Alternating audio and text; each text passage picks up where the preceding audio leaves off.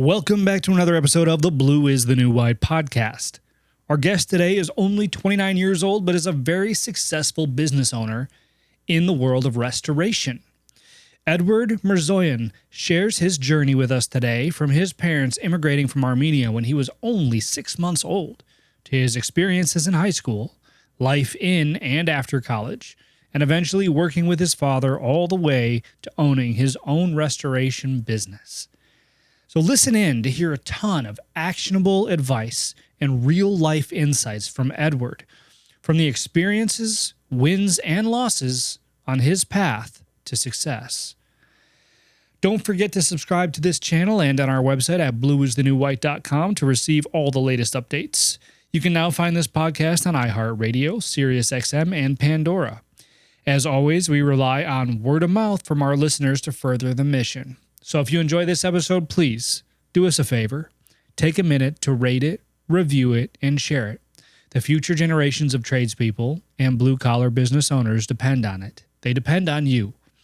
Also, if you're looking to advance your blue-collar career or propel your business, be sure to check out the brand new Blue is the New White Academy at bitnw.academy. That's bitnw.academy. Thank you again and enjoy this episode of Blue is the New White with Eduard Mirzoian. So I'm super excited about our guest today. I got about 10 minutes to get to know him right before this episode, and I am already excited. I just told him literally 30 seconds ago. I've already got questions locked and stocked for this guy. But Eduard, welcome to the show, man. Thanks for having me, Josh. Thanks for having me. I'm like I said, I'm pumped. We're going to talk a lot today about business, about the trade, specifically your trade, but before we actually get into that, my audience knows how I like to roll. So if you could just kind of fill us in and let us know who you are, where you came from, and maybe how you got to where you are today, that'd be really awesome. For sure. I'd love to. So just like every immigrant family, my dad and mom, came to America around 1994. I was about 6 to 8 months old at that time. My dad being, I would say, the same person as me. That's kind of why I'm here today. A huge shout out to my parents for always keeping me on track, and genetically having that drive and motivation natural. I call it a thing. I can never put a finger. I think with every entrepreneur, so some of the things are just natural and genetic. I don't have to work for it as hard as other people, I would say. And I can never put a finger on it, but I call it the thing, right? Yeah. But my parents came here with a couple $1,000s. My dad liquidated everything and anything he had at that time. And, against all odds and against what his father was telling him to do, he kind of moved out to America with a newborn. And I believe he was like 19 years old at that time. From where? From Armenia. Okay. Yeah. And I was also born there. My parents are Armenian, 100% Armenian. And, we're a small country, so I take pride in that. And we keep getting smaller. So, but he kind of fled the, I guess the constraints, you know what I mean? Mm-hmm. The opportunity that exists in America does not exist in Armenia, especially at that time. Right. Yeah. So he came out here and just started grinding from the bottom, just started getting into like the jewelry business and doing like technician stuff. So buffing things and understanding that. And then he was kind of sick and tired of that because he had to take the bus everywhere. And he had to, at that time, he was leaving his family, 6-month-old, 7-month-old in a monthly apartment that he had to put money up for and go to downtown and deal with all that. And then he started, driving a taxi and doing his thing and working a bunch of different jobs, right? But I think the number one thing that he always had a chip on his shoulder, I would say, of maybe proving people wrong and proving it to himself that he could do what he needs to do to make things happen. Sure, at that time he didn't know exactly what that thing was, but it all worked out at the end. Yeah. He passed that chip on to you? Just guessing. Yeah, 100%. 100%. And I think that's been the driving force of kind of what I do. Um, and at the same time, as I started growing up and understanding things, and I have a brother that's 2 years old, 2 years younger than me. We always had a healthy competition, and I think that was also a huge driving force for things for him and I both. And even we played all types of sports growing up. Uh, I wouldn't say at any point in my life I didn't have something. But we were never wealthy or anything like that. But I never felt like I didn't have enough food or I didn't have clothes or whatever it is, right? So growing up, the most important thing that I did see that I had a leg up in was great parents. And the time and energy that they spent on us was probably the number one reason why I'm here today, right? Um, I know a lot of people don't have that blessing and they have the opposite of it, which is the absence of that. Um, but I would say the grass is not greener on the other side.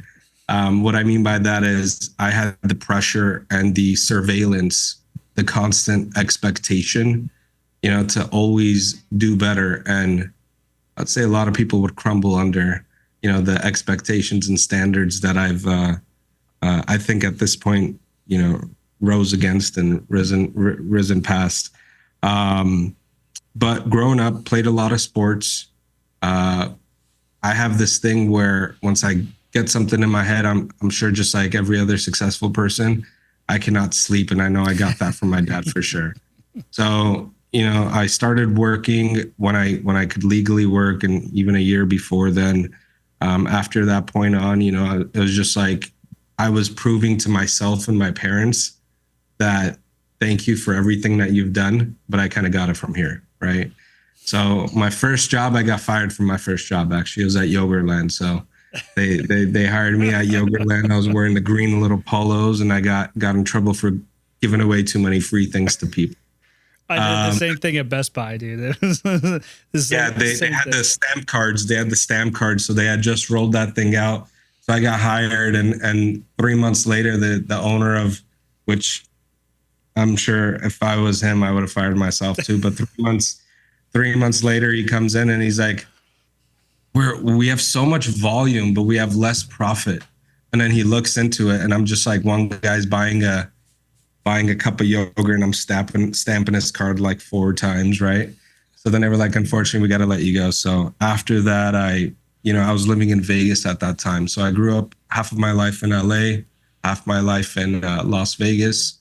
And then, right in the middle of where I kind of had things figured out in LA, we had to move and I had to restart, so I had a lot of time to be with my family, to be with my brother, and just focus on things that I think matter the most in life, right? Is honing in on values and just really understanding yourself. And I have this saying, people never change. They just unbecome things. They just kind of unravel things that they're not, and then they become their true self. So I always knew who I was, and I always knew, who I wanted to be, and who I wanted to be was who I always was in the internal voice, right? So I started working in the restaurant industry, and I was going to school. I was going to school for like dental assisting. At that time, I was going to like a charter school type of career and technical academy. Okay, yeah. For dental, you said?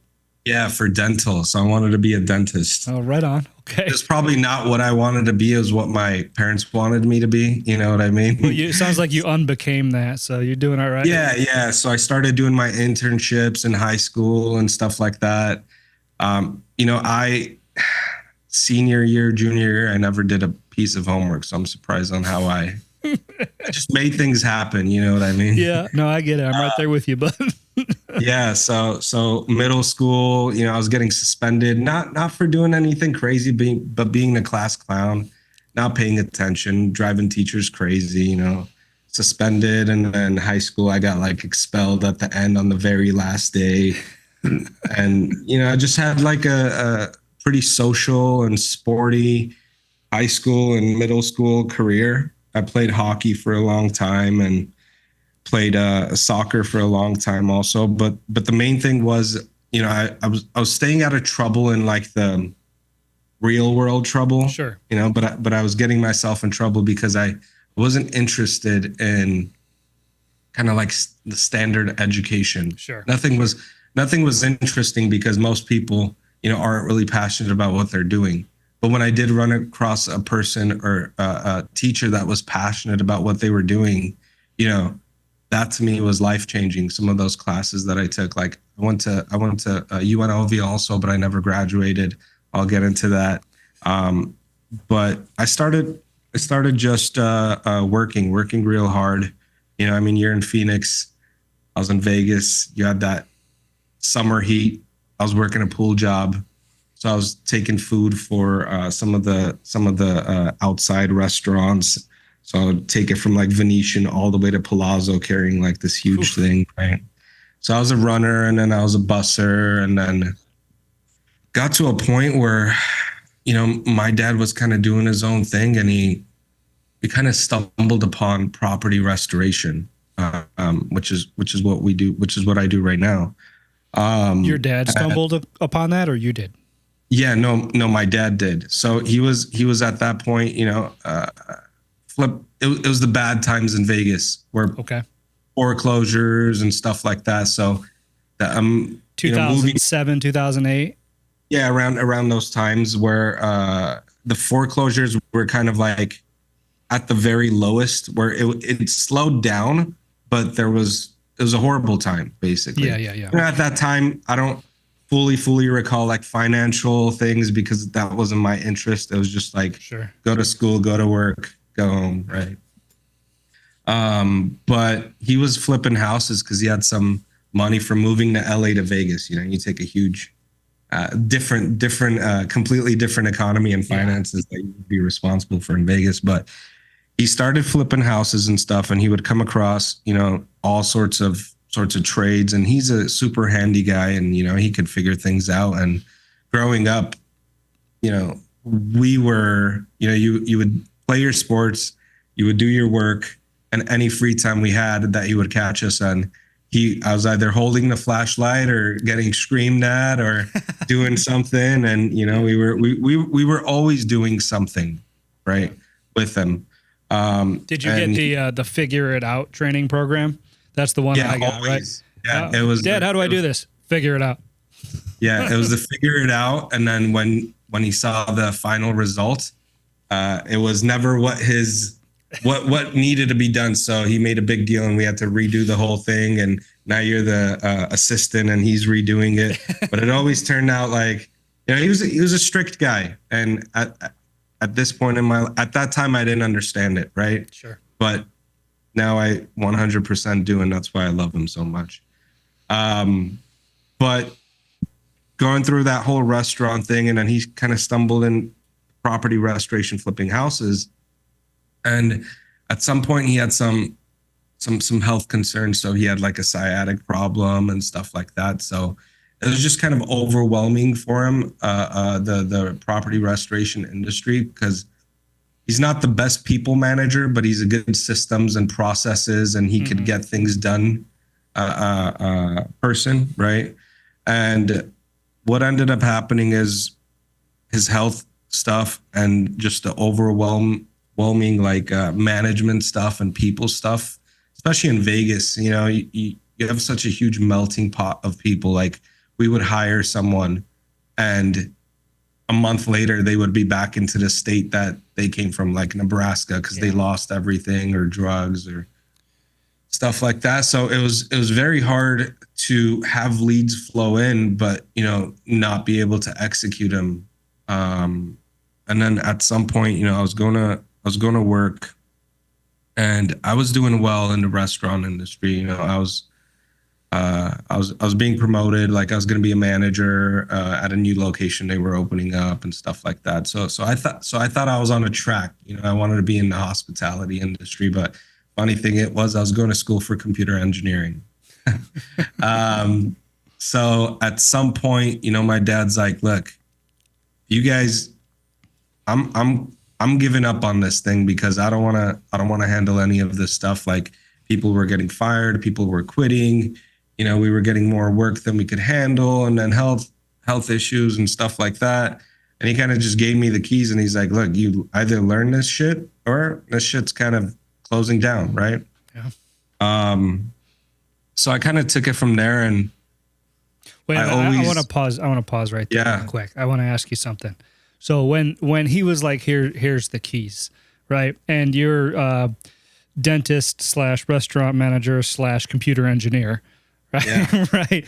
I mean, what was your initial thought? Like, how, when you looked at that, I mean, you had to have been exposed to it. Obviously, at some point you were helping him, Yeah. but like, I mean, was there an element of doubt? Were you like, I can't do this? Was it like, yeah, let's go?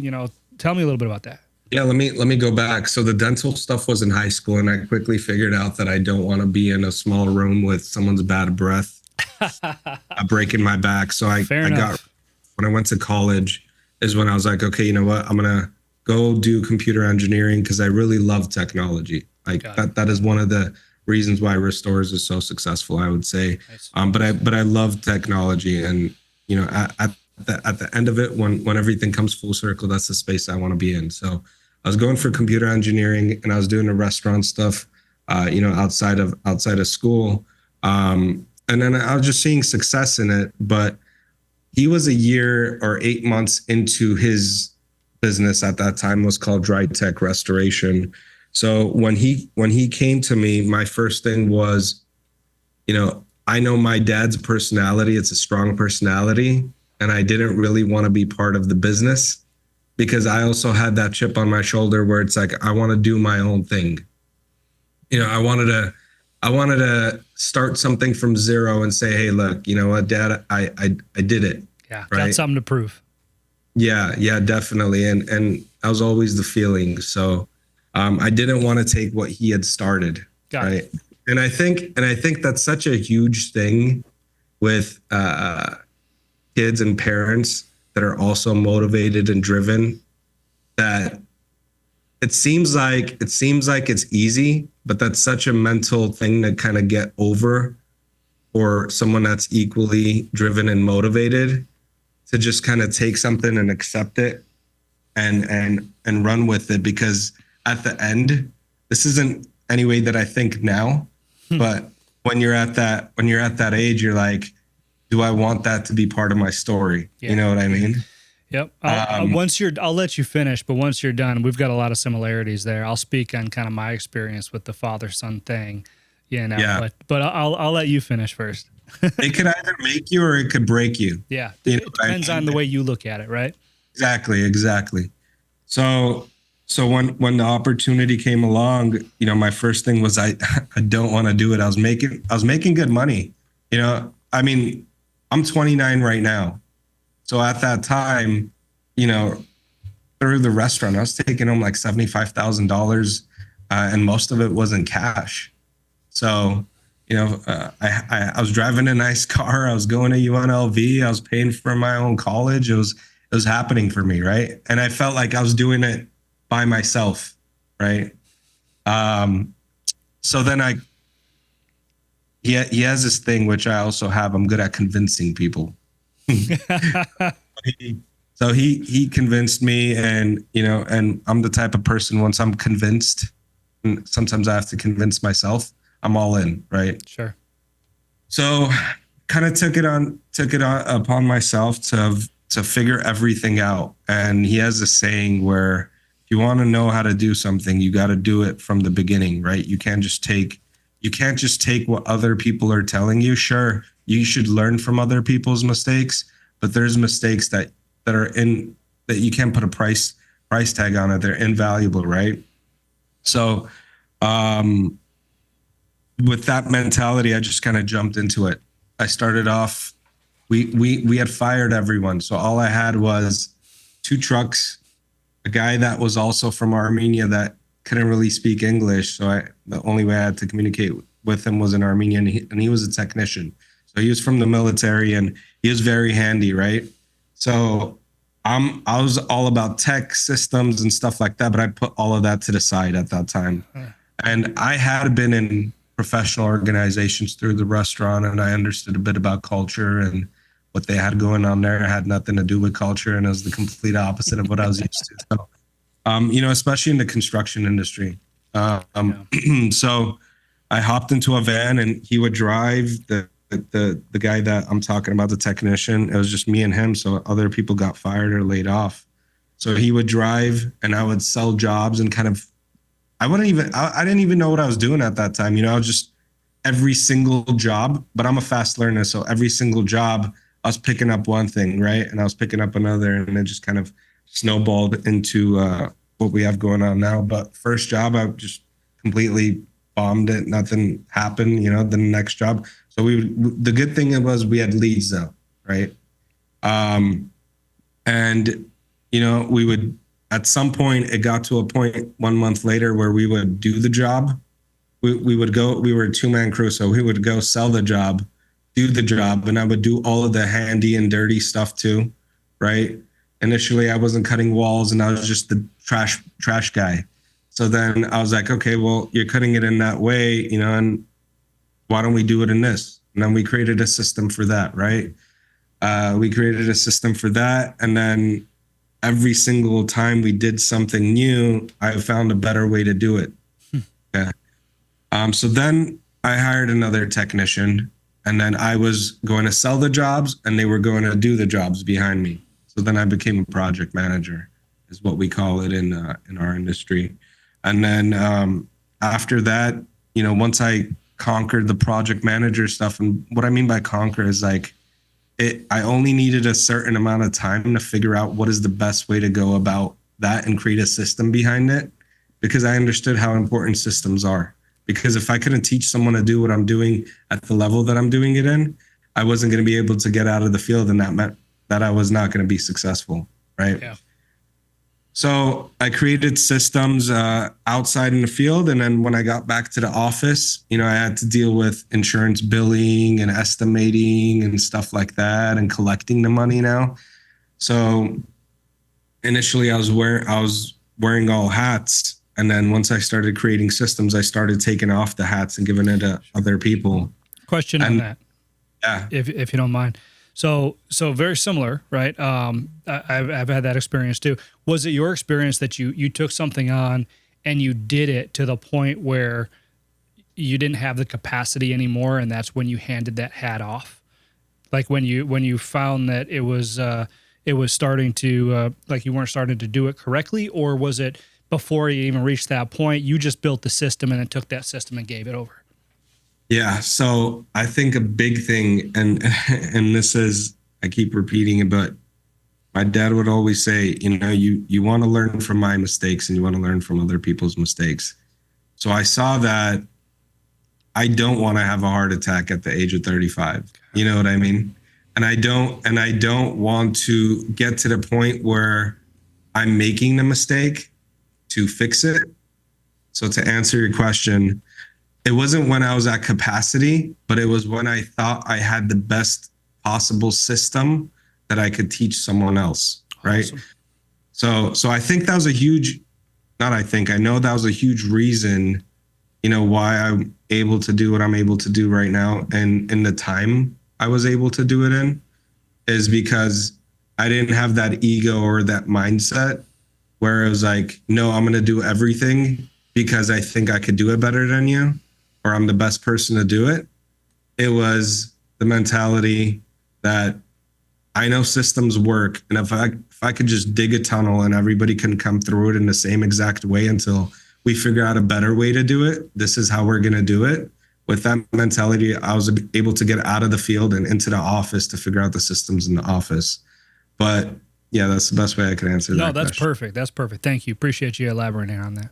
And I think that's an important thing that a lot of people don't understand. Like, the sooner you could let go of things, the sooner you could figure out things that you love doing, and you should be doing, instead of the things that, just you waste time on, and you're probably not even the best person to do it.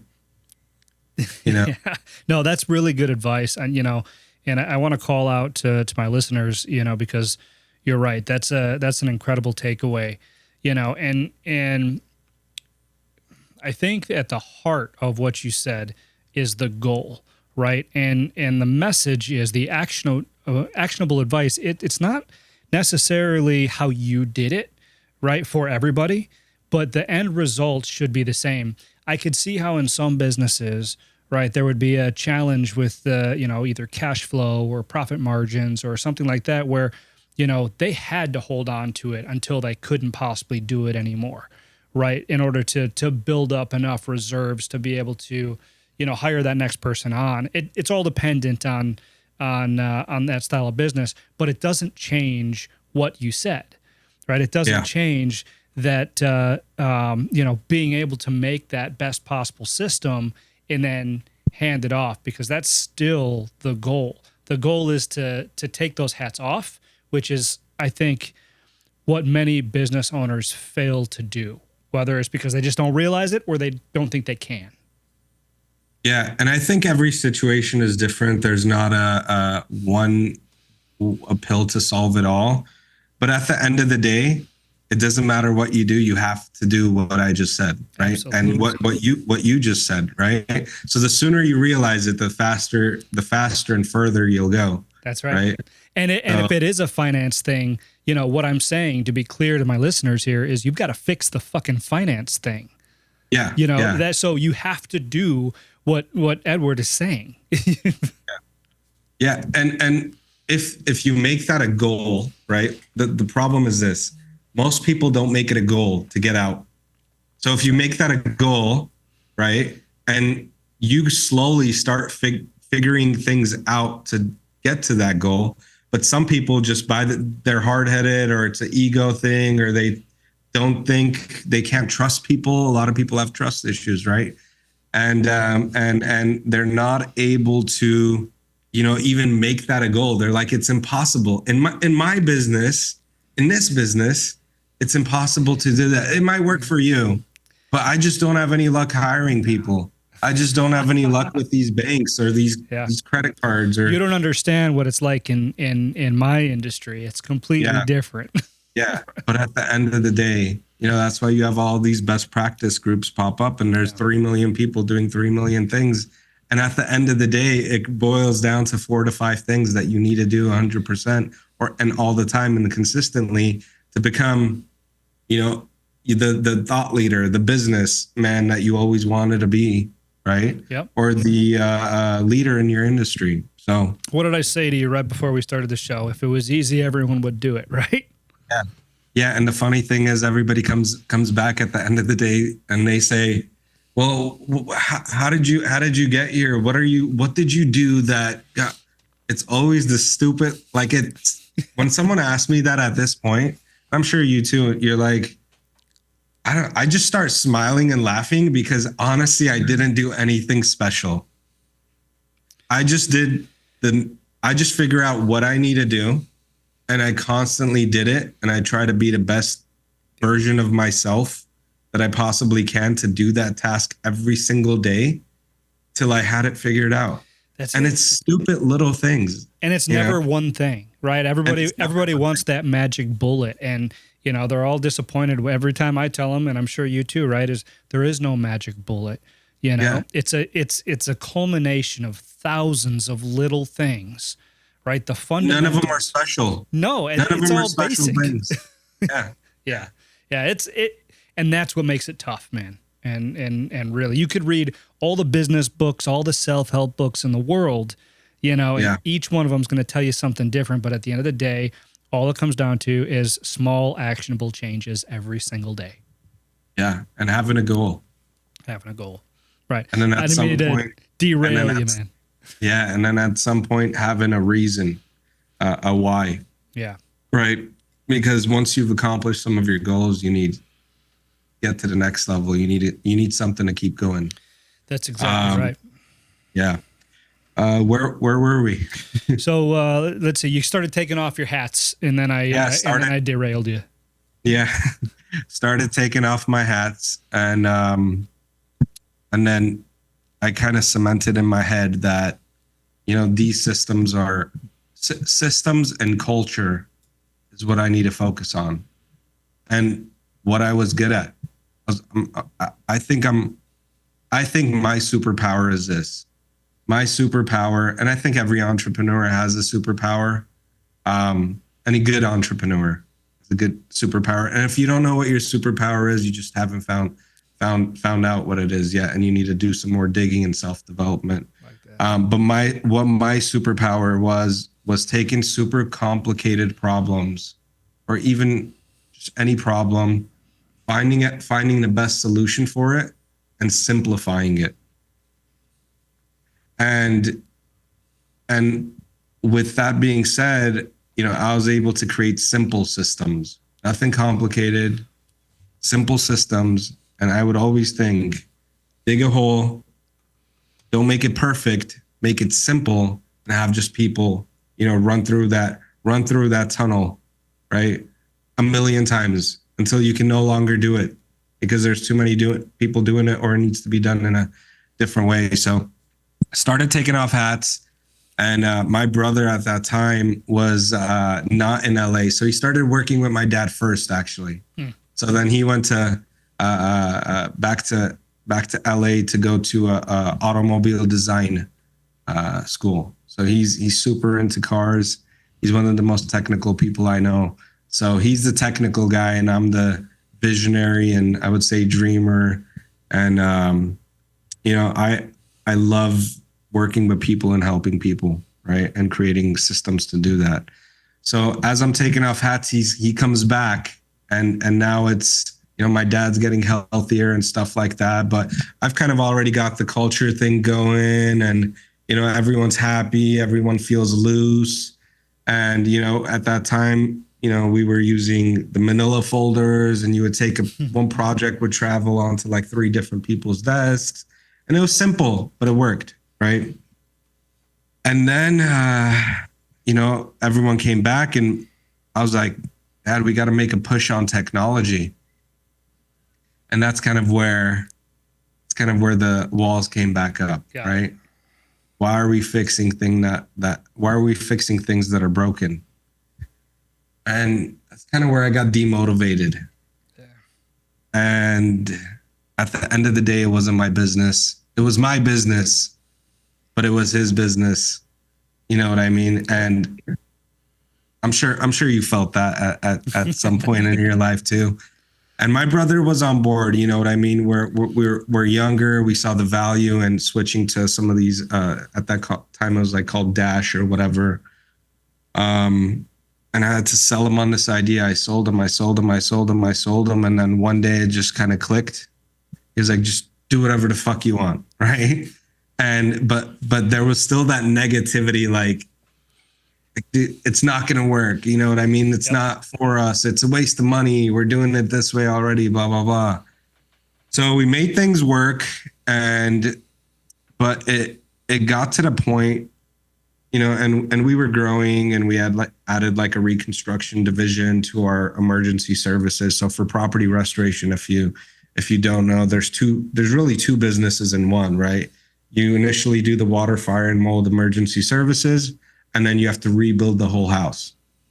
So I went and got my contractor's license in Nevada, and now we were doing full reconstruction also. So we were growing, we were expanding, but I feel like it got to a point, and now we're 4 years ago, 5 years ago now, right? It's 2018, and I just feel like there's too many lions in the den now, right?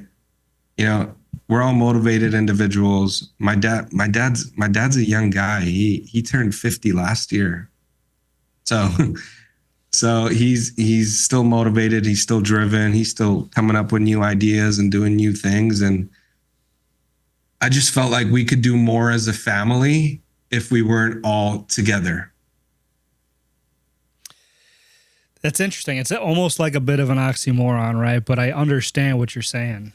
Obviously, though, Yeah. when I presented the idea, it didn't turn out Oh, it didn't land, did it? well. No. So he was like, well, do what you're going to do here. You know what I mean? And I'm like, what am I going to do? Go open up a competing restoration company or what? And like, cause we're in Vegas, you don't need two locations. We're not in, LA or whatever it is. So it just didn't land. It didn't fit at that time. So I put it to the side. I didn't want to continue the conversation and stuff like that.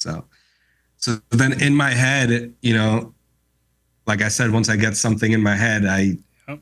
you just gotta fucking do it. So Only way out is through, right?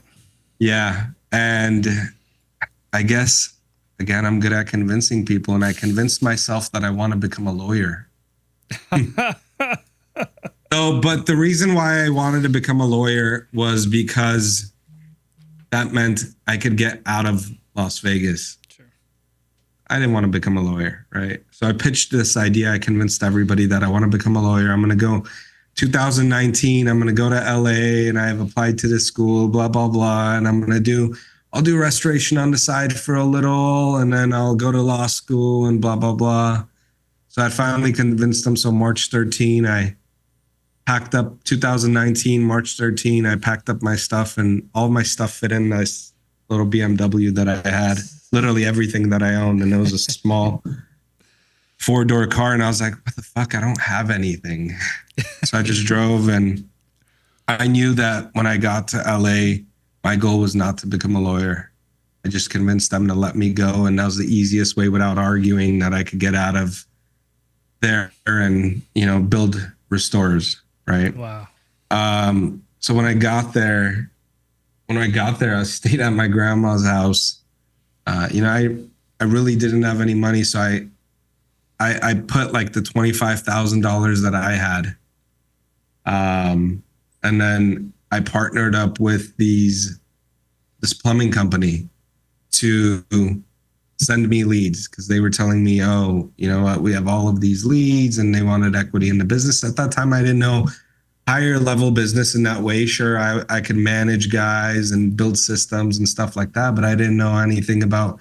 I was a young guy, five years ago, 29. Now I'm 24 years old, and people don't take you too seriously when you're, you're a manager or someone in a management position at that type of age. And I'm not a tall guy, so Let alone a business owner, right? Let alone a business owner, right? Yeah. So gave up 50% of my business.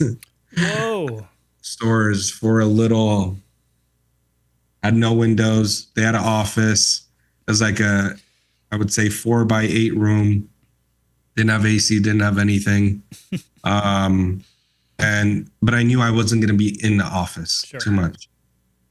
And so I restarted the whole thing that I knew how to do and did once already, right? Which was start from the ground up. So I would go sell a job. Now with the systems that I've created, obviously I was executing the system. So I wasn't reinventing the whole wheel or learning new things, right? Because I had already set up the business from the ground up. So sold things, did the work physically, came back to that office, build the insurance companies. So I was back to wearing multiple hats. But this time I got out of that cycle way quicker because I had already gotten out once. And the first hire I ever made is actually still with the company right now. His name is Javier. And he's kind of like my motivation, because I hired him 3 months into the business, and I was paying him his full salary when he didn't have the full hours yet, because I knew I was going to make it happen. And he's worked his way up from like a technician to a project manager now. That's amazing, man. I love stories like that. And he's making great money. That's awesome. And that's the type of things that keep me going now. But right after the first year analysis that we kind of did, I quickly found out that I had given 50% of my business away for not even 30% of the leads that I was actually getting from them. So I was bringing the table, I was bringing the chair, and I was bringing the food, and and they were eating half of it with me. So I decided to take everything that I had worked for and just kind of pay them off, and we would go our separate ways. So that's 2020 of February-ish, right? Wow. So that's just 4 short years ago. Yeah. Wow. And guess what happened 2 weeks after I gave away all of my money, gave away everything that I had worked for in that almost year, and thought I could do things again for the third time by myself, and now truly by myself. COVID happened. Oh my gosh. So now all the doubts and stuff. I mean, you always have those doubts and everything. As I was going through this journey, I was constantly doubting myself, as everybody does, when you're doing hard things. It's natural, right? Of course. But this was kind of like a different doubt, because I would look to the people that should have had the answers, and they had no idea what was going to happen. And they were panicking also, right? But I got super sick at that time, and I think this kind of saved me, and it also made me go into kind of like this different mindset to kind of like, it didn't matter if I failed, right? Because a lot of people fail. Maybe it wasn't meant to happen for me at that time, but I knew that the person that I became through the journey was something that couldn't be taken away from me. So I got super sick with COVID. And then for a whole month, I was just kind of in this like depression. I would say like a month, 2 months, because I had no idea like what I was going to do. There was a couple people that were still depending on me with restorers at that time that, were coming on board. But I didn't have an office. I just had some equipment, had my truck, and COVID, and no idea how to navigate anything. As a business owner, let alone a 24-year-old business owner, let alone a 24-year-old business owner that, has something to prove back home, that's left home, and, that did all of those things. And for like a month and a half, I would just wake up and turn on the shower and just kind of sit there for like 2 hours, just like kind of thinking, trying to figure it out in my head. Do I give up? What do I do? How do I navigate something that no one else knows how to navigate? You know what I mean? Yeah. So then I started looking just to look. I started looking for offices. I don't know why I did, but I got on LoopNet and I was like, let me just check out some warehouses around me. At that time, I had moved out of my grandma's house, and my grandma they had like a little 2-bedroom, and one of us had to sleep on the couch. So I just didn't like it, right? Although I love my grandma, and she's done everything for me in my life. I moved to my buddy's ADU, and in LA, there's a bunch of ADUs. So he had just built something. It was like 400, 500 square feet. I was paying him rent, and I was back there. So I'm in Van Nuys at that time, and I'm checking out LoopNet, and I see this office that I think could be a fit. So I get in the car, I drive there without even calling, because on the way I called, and it's just going to voicemail, because at that time the real estate market was dead in LA. And in LA, everybody was freaking out double, triple the amount that in any other city or state. So as I go there, the realtor and the handyman just were closing up the office, and I'm like, hey, can I take a look at it? I've been trying to call you, and you're not picking up the call. He's like, dude, you're looking at offices. Tomorrow is the last day that we could even do showings in LA legally. So I'm like, all right, let me take a look at it. So I take a look at the office. Right when I walked in, I saw the space and stuff like that. I'm like, okay, I know I can't afford it, but this is what I need, So I got out, and on the drive back, and I got it in my head that that's what I needed. And so we made it happen. and I signed it. And the guy's like, dude, and I got a great rate on it because he's literally like, you're fucking crazy. Like, why are you purchasing things? You should be thinking about, less liabilities and stuff like that. And that guy, Ryan, is still my realtor to this date because he actually seemed like he cared about me, right? Yeah. And he saw a young guy, like, do you even know what you're doing, right?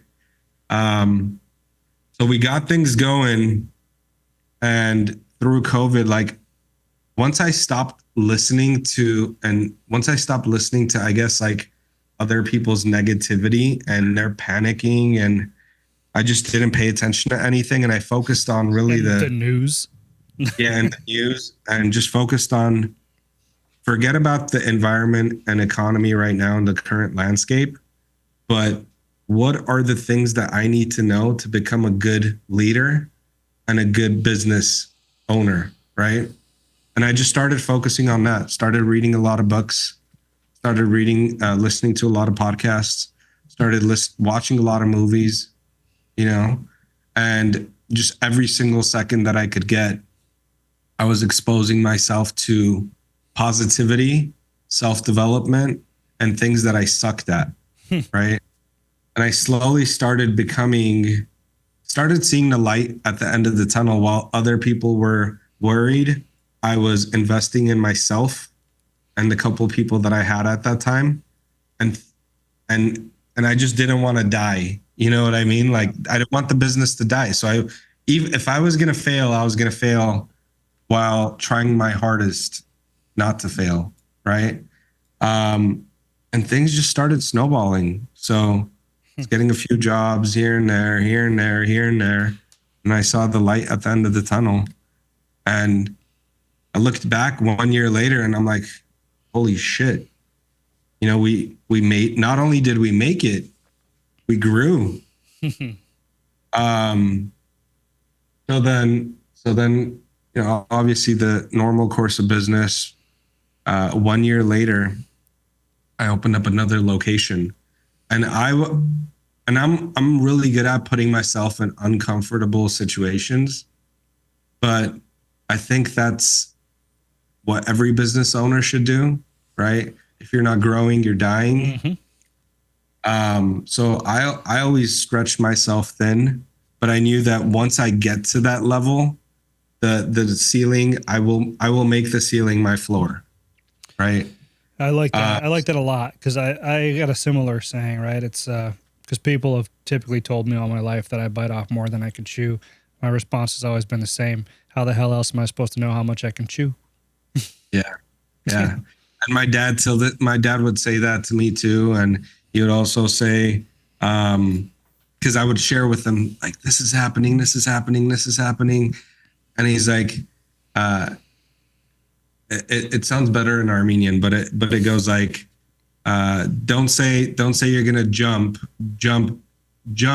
land, and then say I jumped. You know what I mean? It doesn't really make sense in English, but yeah. So we started growing, and then I opened up another location in Gardena, and then about now almost a year ago, we moved our headquarters to the current location that we're at, just a couple blocks down the street. And about a month and a half ago, we opened up Orange County. So now we have 3 physical locations. My brother is actually working with me again. He moved from Vegas with the family back to LA. My whole family's here. Everything came around full circle, and seems like I survived the storm and the doubts, mainly of myself that I had of myself, right? Yeah. And now we were just talking about it, but I have a partner like Tommy Mello, and things are happening. That's amazing. You know what? And honestly, I was so intrigued by listening to that story. I had a hard time stopping you to ask questions in case you didn't know. And that's the whole point of this fucking show, is for me to ask you questions. But it's truly an inspiring story. And I think one that a lot of people can relate to, because it's real, right? It's the real struggles. It's the real circumstances. It's real life. And I love what you said about COVID, and taking advantage of that situation. There's a lot to be said. People, and listen, I got to be careful about how I frame this, this response, but it was an opportunity for many people because as 90% of the world stood still, the entrepreneurs out there gained a leg up because they didn't. People like you, people like me, and a handful of others, they kept pushing. And the result is they landed light years ahead of where they might have been otherwise. Oh, yeah. Sometimes when I look back, now that I look back at that time, I didn't think in that way. I wasn't thinking at all at that time. At some point, I was just doing.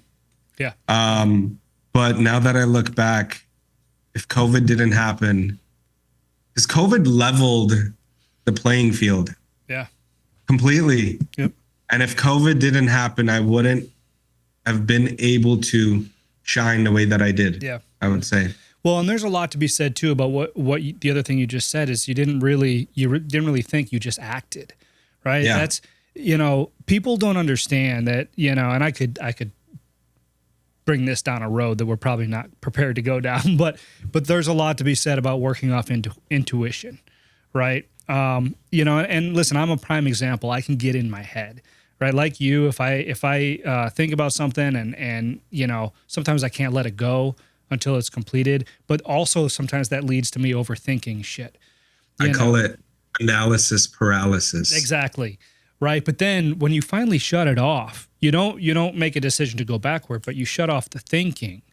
The intuition kicks in and you start to take one small step, another small step, and soon, to use your term, right, it snowballs. And you look back, and you realize you can't measure your progress by the day or even by the week sometimes, because if you tried, you'd slip into another state of depression. But you look back on the months, the quarters, and the years, that's a whole different story. That's when you see that intuition at work. Yeah, no, 100%. And it was tough times, but I think I seized the opportunity, and a lot of people did. And, I'm happy for the people that made it out stronger. It did mess up a lot of people, which is very sad, but I am happy with the lessons that I learned throughout that short amount of time. Yeah, no, and that's important to say, right? I mean, it's a personal responsibility thing, and again, you said it best. It leveled the playing field, right? And obviously, sure. No, that's really awesome. So I got to ask. I mean, you're only 29 years old. I mean, you've learned a lot of valuable lessons in your 29 years of life. Especially with regard to running businesses and things like that, man. But you got a lot ahead of you. I mean, you're just a fraction of the way through what you're going to accomplish, and just by having this conversation and listening to you talk, I can tell you're nowhere near done, whatever that means. So, what does that mean? I mean, what's next for you, and where do you see yourself? Yeah. So at some point, just kind of going back to it, once you accomplish some goals that you have set for yourself, you have to have a strong why after, or else you lose the motivation. And I don't mean to say that, you'll lose all motivation, but you start slowing down, right? Once you have a few things, have some security, feel a little safer, right? So I think quickly had to start reading about stuff like that, right? Like Simon Sinek's Start With Why. I wanted to know, okay, is this just about making money, right? Mm-hmm. But I always knew that I wanted to do something bigger, and I always knew that money wasn't my motive, and I wanted to figure out what it was, right? So my mission statement and our company's mission statement and my why is to leave people and properties better than I found them. Right. And the first part of, I combine both my companies and mine, but to leave people better than I found them. And when I spoke about Javier, like it really charges me up and it fills my batteries when I'm able to create a platform or do things for people and I see them get emotional and I see them appreciate it and I'm able to affect them in some sort of way for them to create either motivation, drive, or see something that they didn't see before, or give them confidence. But I think what my goal is right now is that we have an amazing team, we have an amazing culture, and we're going to be opening up way more locations, especially with Tommy on the team now. I want to create a platform where, and Tommy says this best, and this is one of the reasons why I partnered with them. He says, I want to have dreams so big that other people's dreams fit in them, fit in mine, right? So my goal right now is just to grow this platform where other people can win as hard as I'm winning and have all of the tools, give people all of the tools and energy to be able to create the life that they never thought that they could for themselves and other people around them. Because that's my only why. Like, I don't really care about money. At some point you stop caring about money. Like it doesn't become a thing that drives you. Right. Yeah. But I really want to, I think I have a van and I want to make this van bigger every single month of people that I'd like to take up with me. And we're on the journey. It's just that how many people can I possibly fit into this bus on the way up to, changing all of our lives and everyone that we come across. So that is my goal. That's amazing. I love hearing you say that. There's two types of people, right? And I'll say two types of entrepreneurs. There's entrepreneurs that use people as means and use people as ends, right? And I have a strong argument that people are always the end. They're never means to an end, right? Yeah. And that's a perfect example. Those who end their short-sightedness at the money, right, is oftentimes those are the ones you see using people as means to an end, to help achieve their own dreams. But when you make that shift, and you realize that bigger purpose, right, and it impacts you and you're fulfilled by actually helping people achieve their dreams, it's just a different feeling. It's different. And it's great work, right? Like Uncle Ben from Spider-Man says, with great power comes great responsibility. And I think that's the responsibility of a successful business owner and entrepreneur. Yeah, and I told my guys the other day, some of the main guys that, are on my management team, I said, whatever I feel right now, creating the platform, I want you guys to feel. I want you guys to influence and have that power where you are able to influence your group of people and create a platform for yourself to change people's lives. Because I would say that is the greatest feeling on earth. Being able to influence people in a positive way and do things for people and give them opportunities that maybe someone else could have done, but you being able to do it is just an amazing feeling. And that's really what gets me up in the morning. No, that's awesome. That's great. And that actually replaces the last question I was going to ask you, which is how you define success. But basically, you just told me. Yeah. No, that's amazing. Hats off to you. I think this is a good place to stop. I could ask you a million more questions. I've got a list of just stuff that I wrote down. So we'll probably have to schedule another episode maybe in a couple of months or so I can really try to extract some of the strategy that you've implemented today. But that story was just so compelling and motivating. I wanted to make sure that we covered that, start to finish, because that's going to resonate. There's people out there that are listening or will listen to this podcast. They're going to say, man, that guy can do it. I can do it too. I just need to follow these 4 things that he said, to keep me motivated and keep me disciplined. Yeah, 100%. That's amazing. Listen, Edward, where can people find you? Where can they find your company if they want more information? Yeah, so company Restores Emergency Services, on my hat right there. We're pretty social on social media, so if you want to see what we're up to, you could take a look at it. You could. I always love, like I said, I'm all about helping people. So if anybody needs any sort of, guidance or opinion, or just wants to hear me talk more, EDUARD, M as in Mary, @restores.com, where you could email me. And any questions, any guidance, anything, I'm open for it. Awesome, man. Well, I appreciate that offer.